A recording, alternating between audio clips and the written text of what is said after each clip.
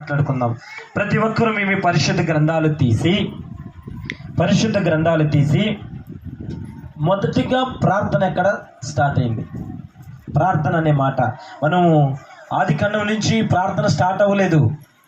ఆదికాండం మొదట్లో స్టార్ట్ అవ్వనే సృష్టి స్టార్ట్ అయిన పాటికే దేవుడు ఆదామును అవ్వను తయారు చేసి మీరు కూర్చొని ప్రార్థన చేయమని చెప్పలేదు. ప్రార్థన ఒక సమయాన్ని స్టార్ట్ అయింది.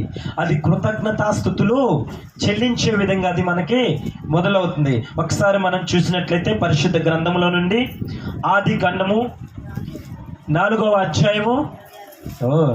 ప్రీతి బాగా స్పీడ్గా ఉంది. చూడండి ఎందుకు వచ్చిందో. మొదటిగా ప్రార్థన అనే విషయం. నేను ఎందుకు ఇలాంటి కొన్ని విషయాలు చెప్తానంటే, నేను కొన్ని విషయాలు చెప్పిన తర్వాత మళ్ళీ అడగటానికి నేను సిద్ధపడితేనే ఇలాంటివి చెప్తాను మీకు. మన ఎన్ని గోత్రాలు? ఎవరు ఆ 12 గోత్రాలకు అధికారి? ఆ పుట్టించిన ఆయన ఎవరమ్మా? మరి 12 గోత్రాలు పుట్టిస్తేనే కదా వచ్చింది, వరకు రాలేదుగా. ఓకే, ప్రవక్తలు ఎంతమంది చెప్పాను అమ్మా? ప్రవక్తలు మోషే, యెహోషువ, 2 ప్రవక్తల గురించి చెప్పాము. అంటే మిర్యాము వీళ్ళందరూ చెప్తాను, కానీ వాళ్ళు వారి కింద పనిచేసిన వ్యక్తులు, అందుకని వారిద్దరు ప్రవక్తలు. తర్వాత ఏదో చెప్పాను, న్యాయాధిపతులు ఎంతమంది? 13 మంది న్యాయాధిపతులు, 2 న్యాయాధిపతులు ప్లస్ యాజకులు. ఎవరు వాళ్ళిద్దరు? ఆ పిల్లని చూడకూడదు, నన్ను చూడాలి. ఎవరు చెప్పండి? కరెక్ట్గా 10కే వదిలేస్తా, ఎన్ని పనులున్నా. ఓకేనా? ఒకటో ఆయన ఎవరి గురించి చెప్పాను కదా, తన బిడ్డలు సంఘాన్ని పాడు చేశారు. ఏలియా కాదు, ఏలి అనేటువంటి దైవజనుడు బిడ్డలు సంఘాన్ని పాడు చేసి సంఘంలో వస్తున్న స్త్రీలతో వ్యభిచరించి ఆయన సంఘాన్ని పోగొట్టుకొని ఎవరికిచ్చాడు? సమూయేలు ప్రవక్తకి ఇచ్చారు. ఇప్పుడు 2వ ప్రవక్త కూడా వచ్చినట్టుంది. ఎవరు? సమూయేలు, ఏలి. మొత్తం మనకి 15 మంది న్యాయాధిపతులు, 2 ప్రవక్తలు. ఇంకా చాలా వస్తుంది. కాకపోతే మధ్యాహ్నం అన్నాను చూడు, ఈరోజు మీరు ఎవరు వెళ్ళి ఎలిమెంటరీ స్కూల్లో చేరారు, అందుకని మీకు కొంచెమే చెప్తాను. అయితే ఎందుకు స్టార్ట్ అయింది ఒకసారి చూద్దాము. మనం 25 నుంచి చదవమా? 25 నుంచి స్టార్ట్ చేయి. ఆదాము మరలా తన భార్యను కూడినప్పుడు ఆమె కుమారుని కని కయ్యూని చంపిన హేబేలునకు ప్రతిగా దేవుడు నాకు మరి యొక్క సంతానము నియమించను అనుకుని అతనికి షేతు అను పేరు పెట్టెను. మరియు షేతునకు కూడా కుమారుడు పుట్టిండు. ఆగండి. ఇక్కడ ఏం చేశాడు? ఆదాము ఒక కొడుకును కోల్పోయాడు. ఎవరిని? హేబేలుని. హేబేలు చనిపోయిన తర్వాత మళ్ళీ మరొక బిడ్డను సంపాదించుకున్నాడు. ఆయన పేరేందంట? షేతు. ఆదాం దగ్గరికి ప్రభు తయారు చేశాడు, చక్కగా అన్ని నిర్మించాడు, అన్ని ఇచ్చాడు. తినిరా బాబు తాగురా అంటే చక్కగా తింటూ తాగుతూ ప్రభువును దూరపరుచుకున్నటువంటి వ్యక్తి ఎవరు? ఆదామే. ప్రభు సన్నిధిలో కూర్చొని ఆ ఏదోని వనములో చక్కటి పండ్లు తింటూ కమ్మటి నీరు తాగుతూ హ్యాపీగా పండుకొని సాయంకాలం సమయంలో ప్రభు నడుచుకుంటూ వస్తున్నప్పుడు హలో ఆదాం అంటే చెప్పండి అయ్యగారు అంటే రావాల్సినటువంటి స్నేహితుడిగా ఉన్న ఆదాము దేవుని సహవాసాన్ని పోగొట్టుకున్నాడు. అందుకని దేవుడు ప్రార్థన చేసే అనుభవం ఆదాముకు లేదు. మరి ఎవరికి వచ్చిందో చూడండి ఇక్కడ. మరియు షేతునకు కూడా కుమారుడు పుట్టెను. ఈ షేతు ఎవరు? ఆదాము యొక్క కుమారుడు. ఆదాముకి లేదు, తన కుమారుడికి లేదు. మరి ఎవరికి వచ్చింది చూడు. మరియు షేతునకు కుమారుడు పుట్టెను, అతనికి ఏనోషును పేరు పెట్టెను. అప్పుడు యెహోవా నామమున ప్రార్థన జరిగిందంట. ఆదాము పుట్టాడు, ప్రార్థన లేదు. తిన్నాడు, కమ్మగా పడుకొని ఆ చెట్టుకొని నిద్రపోయాడు. షేతు పుట్టాడు, షేతు వల్ల కూడా ప్రార్థన స్టార్ట్ అవ్వాల. మరి ఎవరు పుట్టినప్పుడు స్టార్ట్ అయిందంటే ఏనోషా. చూడండి, పుట్టాల్సిన ఒక వ్యక్తి పుట్టాలి, రావాల్సిన ఒక వ్యక్తి రావాలి. అప్పుడే ప్రభు తను కలుగు చేసుకొని ఆ ప్రాంతాన్ని గడగడలాడిస్తాడంట.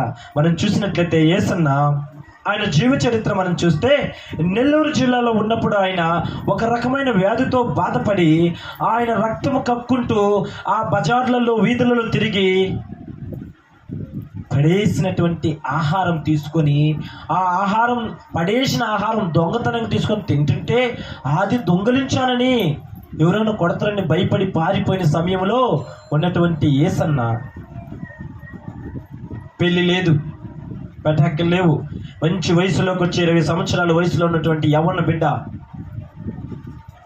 తల్లిదండ్రులు అనుకున్నారు మేము మంచి పూజారులము, మా పూజను బట్టి ప్రతిఫలించి మా బిడ్డ కూడా మంచి ఉన్నతమైన స్థితిలో ఉంటాడు అని చెప్పి వారి తల్లిదండ్రులు అనుకున్నారు. వారు ఏం చేస్తారంటే ఏదో ఒక రక్తము తాగేటువంటి వంశంలో ఉన్నటువంటి వారు. అలా ఉన్న యేసన్న జీవితంలో ఒక్కసారిగా మారిపోయింది. పిచ్చివాడిగా మారిపోయాడు, రక్తం కక్కుంటున్నాడు, ఆ వీధులలో తిరిగి పందులు తినేటువంటి చెత్తంతా తింటున్నాడు, ఎక్కడెక్కడ ఉంటున్నాడు. ఒకానొక సమయంలో ఆ పందులు తినేటువంటి ఆహారం తింటున్నా ఆ యేసన్న మీద పరలోకం నుంచి ఒక వెలుగొచ్చి ఆయన హృదయం మీద అలా పడిందంట. హల్లెలూయా. చూడండి, ఒకానొక సమయంలో ప్రభు ఎనోష వచ్చేంత వరకు కూడా దేవుని సన్నిధిలో ప్రార్థన లేదు, దేవుణ్ణి అడగట్లేదు, ఏమీ లేదు. ఎప్పుడైతే ఎనోష అనే వ్యక్తి పుట్టాడో ఆయన పుట్టిన దానిని బట్టి తన తండ్రి ప్రార్థన మొదలు పెట్టాడంట. ప్రియా సహోదరి సహోదరులారా, నేను చెప్తున్నాను, మనము కూడా ప్రార్థన అనుభవంలోనికి మనం నడవాలంటే, ప్రార్థనలో మనం ఉండాలంటే ఒకానొక సమయం ప్రభు నిన్ను పట్టుకుంటాడు. ఆ ప్రభు వచ్చి పట్టుకున్నంత వరకు కూడా నేనేం చేయాలి? ఎదురు చూడాల్సిందే. మనం అనుకుంటాము ఈరోజు నేను బాప్టిజం తీసుకోవాలి, అబ్బా నేను విశ్వాసిగా ఉండాలి, పాటలు పాడాలి, ఆరాధన నడిపించాలి, నేను పాటలు పాడుతుంటే గ్రామం అంతా విని అబ్బో ఆ పిల్ల పాటలు పాడుతుంటే, అబ్బో ఆయన పాటలు పాడుతుంటే ఎంత చక్కగా ఉందని హృదయంలో వాంఛ ఉన్నటువంటి చాలామంది ఉన్నారు. మైకులు లాక్కుండే వాళ్ళు అంటారు, మాకు ఇవ్వట్లేదు మైకులు, మేము పాటలు పాడలేకపోతున్నాం, మేము వాక్యం చదవలేకపోతున్నాం అని అనుకునేవారు ఉంటారు. కానీ తగు సమయం వచ్చేంత వరకు మనము ఎదురు చూడాలి. హల్లెలూయా. అందుకే ఇక్కడ ఎనోష వచ్చేంత వరకు కూడా ప్రార్థన కోసము పరిశుద్ధ గ్రంథం ఎదురు చూసింది. ఎవరు ఎదురు చూసిండ్రు? పరిశుద్ధ గ్రంథమే ఎదురు చూసింది. అయితే ఇలా స్టార్ట్ అయిన ఈ ప్రార్థన అనుభవం నుంచి ప్రార్థన చేస్తూ ఉంటాము, ప్రభువుని అడుగుతుంటాము, ప్రభు కార్యాలు చేస్తుంటాడు, ఆయన సన్నిధిలో నిలబడుతుంటాము, పాపము చేస్తూ పడిపోతాము, మళ్ళీ తిరిగి ప్రభువుని అడుగుతాము. ఇలా ప్రభువు రక్షించుకుంటూ వచ్చినటువంటి సమయంలో ఇంకొకటి స్టార్ట్ అయింది సుమా. ఇక్కడ ఏంటంటే ఉపవాసము అనేటువంటిది స్టార్ట్ అయిందంట. ఇదేంటి బాబు, ప్రార్థనే ఎనోష కాడ స్టార్ట్ అయింది, మరి ఉపవాసం ఎందుకు? ప్రభు అందిస్తున్నాడు కదా, ఆయన ఏర్పాటు చేసిన బిడ్డలమే కదా, మరి మనకెందుకు ఉపవాసం? క్రైస్తవులం కదా మనం, పుట్టినప్పటి నుంచి చిన్న వయసు నుంచి కూడా మనం క్రైస్తవులుగా ఉన్నాం కదా, మరి మనకెందుకు ఈ యొక్క ఉపవాసం అంటే ఒకసారి చూద్దాం. మనము న్యాయాధిపతుల గ్రంథము 20వ అధ్యాయము 26వ వచనం మనం చూస్తే ఉపవాసం అనేటువంటి పదం మనకు అక్కడ వస్తుందంట. న్యాయాధిపతుల గ్రంథము 20వ అధ్యాయము 26వ వచనం చూడండి ఒకసారి త్వరగా.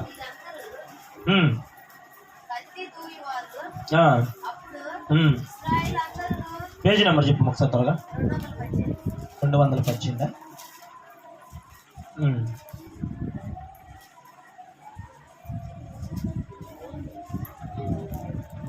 20-26 కదా. చదువు.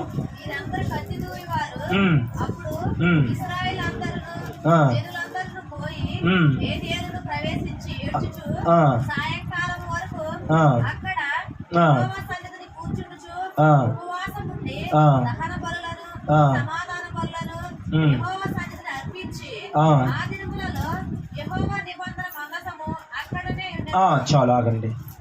ఇక్కడ ఏం చెప్తున్నాడంటే అడేదో జరిగిందంట, ఏదో కత్తి దియ్యువారంట, ఇజ్రాయెల్ అందరూ జనములందరూ కూడా ఏదో జరిగిందంట. సరే, అసలు విషయానికి వద్దాం. ఏమైందంటే లేవీలు అనేటువంటి వారు మనం బైబిల్లో చదువుతూ ఉంటాం. లేవీయుడు అంటే దేవుని యొక్క మందసం దగ్గర పనిచేసేటువంటి ఒక యాజకుడు. ఆ యాజకుడికి సంబంధించిన గోత్రం నుంచి ఒక వ్యక్తి వివాహం చేసుకున్నాడు. వివాహం జరిగిన తర్వాత అప్పటి రోజుల్లో ఒక సిద్ధాంతం ఉంది, ఇప్పుడు కాదులేమ్మా. అప్పట్లో భార్య ఉన్న రెండో భార్యను చేసుకునే అవకాశం ఉంది, పాత నిబంధన కాలం. ఇప్పుడు కాదు, మీరెవరు బాధపడద్దు.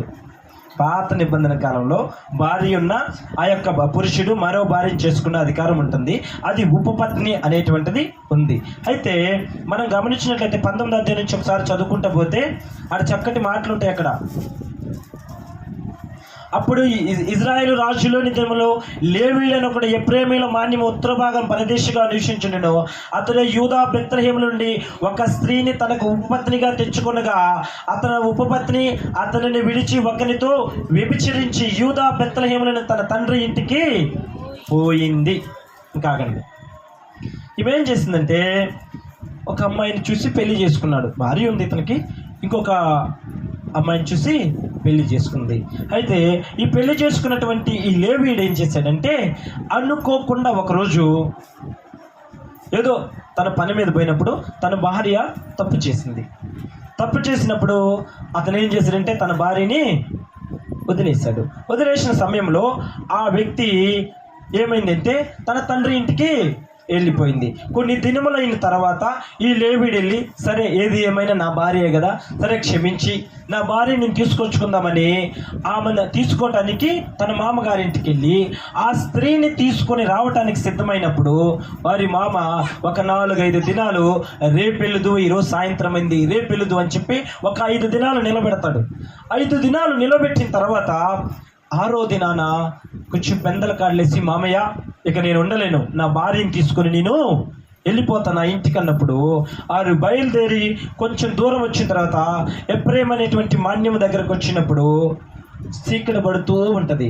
చీకటి పడితే ఆయా సమయంలో లేవీయుడు ఎప్పుడు కూడా హెబ్రీలతో తప్ప, అంటే యూదా 12 గోత్రాల్లో ఏదో ఒక గోత్రం కూడా అక్కడ ఉంటేనే తను తింటాడు, తాగుతాడు, ఆ ప్రాంతంలో నిలబడతాడు. చూడండి, కొందరు క్రైస్తవులు ఉంటారు, నేను మన క్రైస్తవులుగా ఉంటేనే ఆ ప్రాంతంలో నిలబడతాను, లేదు క్రైస్తవులు లేకపోతే ఆ పాలెంలోకి నేను రానని చాలామంది దూరంగా ఉంటారు.